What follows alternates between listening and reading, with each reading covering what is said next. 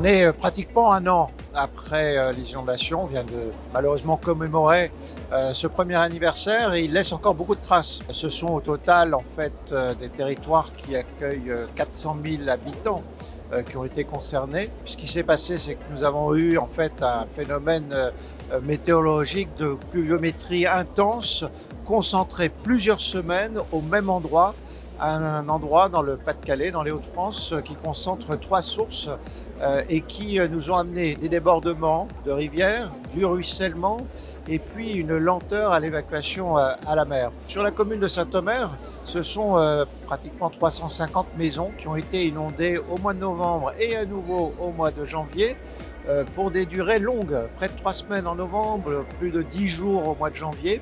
Fort heureusement, pas de victimes.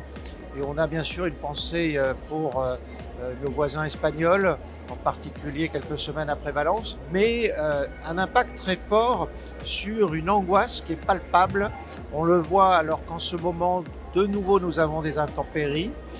Nous avons fait beaucoup de travaux d'urgence, nous menons des opérations structurantes pour faire en sorte de pouvoir favoriser l'écoulement des eaux, pour pouvoir assurer l'évacuation des eaux à la mer.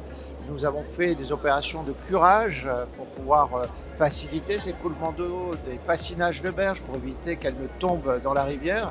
Mais tout ceci, néanmoins, aujourd'hui, ne fait pas disparaître cette angoisse lancinante.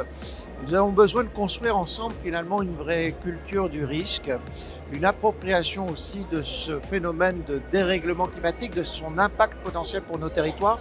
Et quelque part, on a besoin d'avoir de la science, d'avoir des données qui soient expliquées, qui soient mises aussi en perspective pour que nos concitoyennes et nos concitoyens puissent voir aussi tout le bénéfice du travail qui a été réalisé depuis un an, qu'ils puissent aussi comprendre aussi à quel moment il y a un risque pour eux. Et c'est pour ça que le CEREMA peut être un acteur très utile dans cette compréhension et dans cette mise en perspective.